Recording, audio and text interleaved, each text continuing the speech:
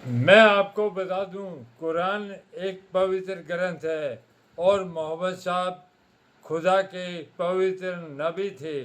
खुदा का मतलब वही परमात्मा जिसको हम विष्णु भगवान राम के रूप में मानते हैं, इनमें कोई फ़र्क नहीं है। जब मोहम्मद साहब अरब में पैदा हुआ तो जाहिलियत थी और पाप परसेंट पाप फैला हुआ था। उन्होंने अपना घर बार छोड़ दिया और अपने माँ बाप को छोड़ दिया, क्योंकि उसके माँ बाप मठाधीश थे।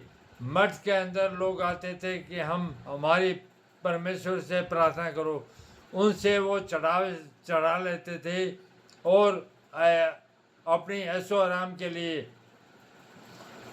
जानवरों को खाना और गलत कामों में वो चढ़ाया हुआ पैसा लेते थे और उनको बोलते थे कि हम तुम्हें जन्नत में, स्वर्ग में पहुंचा देंगे। तो मोहम्मद साहब ने परमेश्वर का ज्ञान उनके पास नाजिल का मतलब है वो अनपढ़ थे, उनके पास किसी ने भेजा, परमात्मा ही भेजेगा। जब आया तो उनको एहसास हुआ कि ये तो खुद नरक में जाएंगे, दूसरों को स्वर्ग में कैसे ले जाएंगे।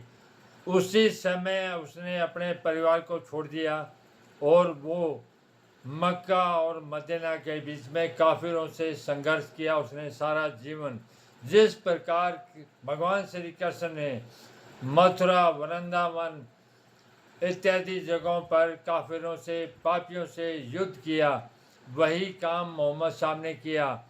मोहम्मद साहब ने कोई हिंदू मुस्लिम धर्म नहीं बनाया, श्री कृष्ण भगवान ने कोई हिंदू मुस्लिम धर्म नहीं बनाया, एक परमात्मा का ज्ञान दिया।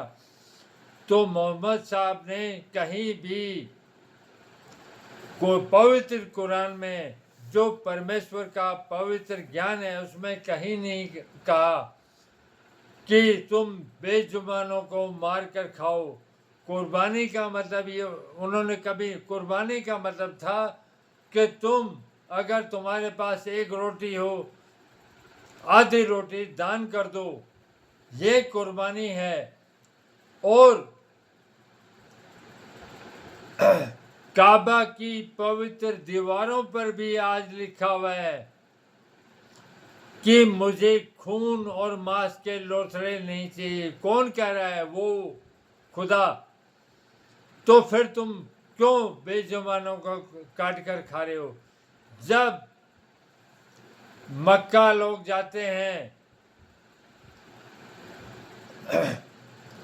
20-20 किलोमीटर एरिया पवित्र हो जाता है, उनके बाल काटे जाते हैं, उनको नहलाया जाता है और अंदर सारी पवित्र खाना मिलता है।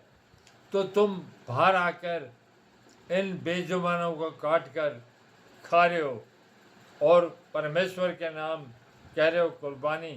क्या वो तुम्हारी इस कुर्बानी को स्वीकार करेगा? वो तुम्हें, जिनको तुम काट रहे हो, वो अगले जन्म में और उससे अगले जन्म में तुम्हें काटेंगे और खाएंगे।